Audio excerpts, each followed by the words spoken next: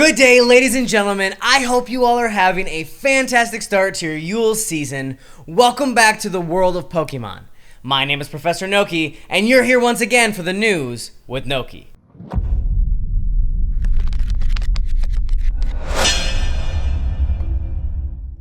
Today we have so many fantastic things to go over, from Pokemon Sword and Shield to Star Wars to Marvel. And also make sure you stick around until the end of this video, where I'll be doing my weekly breakdown of what's to come on my channel. First up today, we have a possible tease of Pokémon HOME. These speculations started swirling after the official Twitter page for the Nintendo of Europe started posting pictures of side-by-side comparisons of Galarian Pokemon that have forms in other regions. Pokemon like Zigzagoon and Ponyta were highlighted in these tweets, saying spot the differences. Though as many people have pointed out, these models for the Pokemon are being displayed in the games of Sword and Shield themselves, hinting at the fact that Pokemon HOME is very well right on the horizon. Also, we have received information of the very first holiday-themed event going on in Pokemon Sword and Shield for the upcoming Christmas holiday. We're starting this upcoming week, you will actually be able to encounter Delibird in more max raid battles,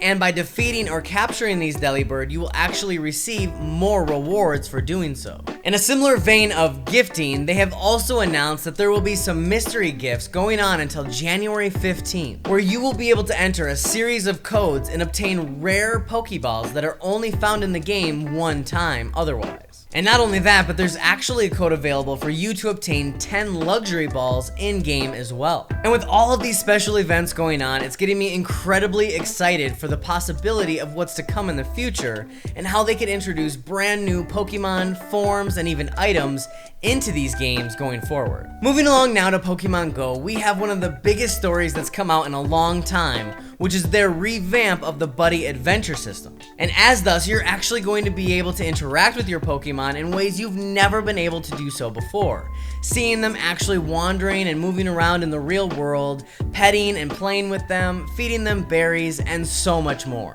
And for those of you who've been watching my channel for any length of time, you might remember that a few weeks back, I actually spoke about how Pokemon GO was working with a company in order to design a brand new pair of AR glasses that you would actually be able to wear around in the real world and probably end up playing Pokemon GO with, which would make this brand new buddy feature even cooler, considering the fact that it would basically mean that you would have a following partner Pokemon wherever you're going in your everyday life. Also for Pokemon GO, we have the ongoing special raid weekend that features Ho-Oh and Lugia. And shortly after this raid weekend ends, Pokemon GO will be kicking off their annual holiday celebration week, lasting from December 24th until January 1st. During this time, you'll actually be able to capture special holiday versions of Pichu, Pikachu, Raichu, and Stantler, as well as a couple of Gen 5 Ice-type Pokemon, Cryogonal and Cubchoo. Not to mention, this will be the first chance at capturing a shiny Snover,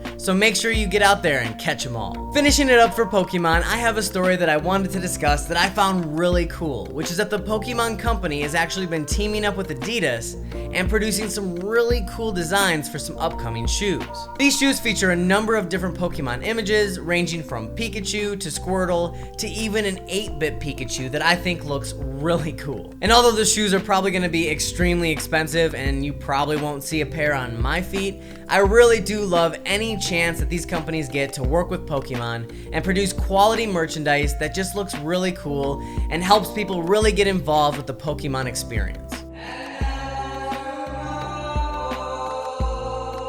Where a few stories have been fluttering about, starting with the fact that the What If animated series that hasn't even debuted yet is already being scheduled for a second season, which to me at least implies that Marvel is pretty certain that they have gold on their hands and that the fans are going to receive this new animated series pretty well. Also, in a bit of juicy, rumor-esque type news, it is being reported that Harry Potter star Daniel Radcliffe is possibly being considered as the role of Moon Knight. And although an interesting pick, I honestly could see him playing this maniacal derangement pretty well, especially when you consider all of the other acting roles he's had outside of Harry Potter that have really showed off how versatile of an actor he really can be. Also, rumor has it that the MCU plans to bring in the Fantastic Four by first bridging that gap with Johnny Storm and his love interest, Frankie Ray, who essentially is his Mary Jane to Peter Parker or Lois Lane to Superman, who is actually being discussed and prioritized by the MCU for when the Silver Surfer is inevitably introduced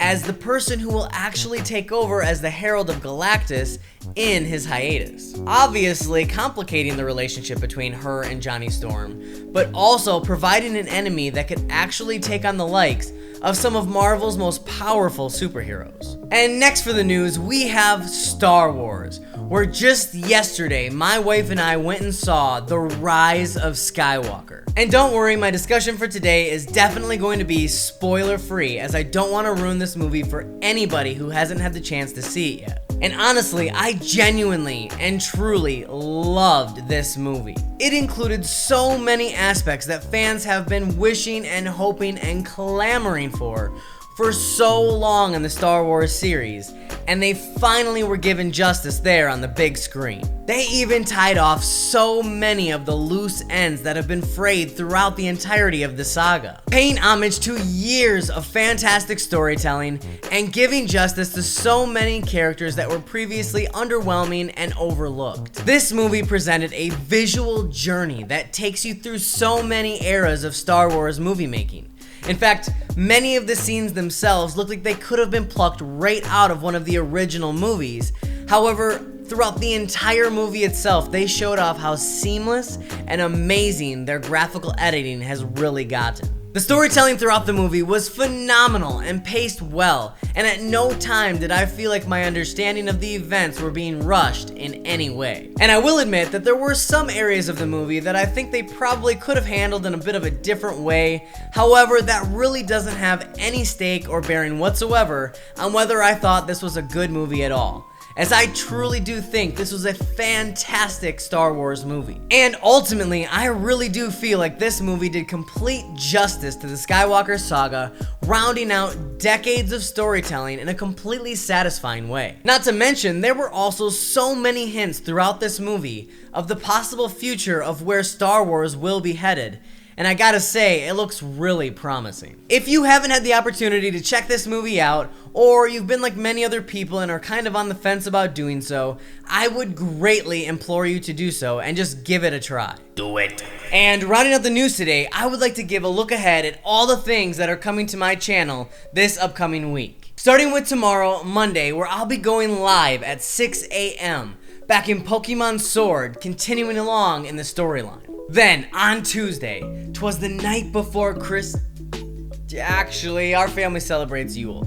But either way, on ProfNoki, I'll be bringing to you my second episode of Fixing the Pokédex, where I'll be breaking down a couple of Pokemon that are actually based off of this popular holiday, which would be Delibird and Stantler. Then on Wednesday, the morning of Christmas, around 6 a.m., I'll be going live yet again, only this time for a special shiny hunt in the wild area of Delibird. I'll be listening to some holiday music and sipping on some hot cocoa, so make sure you tune in. Then come back on Thursday for yet another midweek discussion where I'll be breaking down my thoughts on the continuation of Star Wars after the end of the Skywalker saga, as well as discussing many of the other entertainment news that came out over the past couple of weeks. Then on Friday evening at 8 p.m., my family will be bringing to you yet another family fun stream, where we'll be drawing at random from our collection of Switch games and playing them live. And on Saturday, our family will be broadcasting live yet again, only this time back in Pokemon Sword and Shield,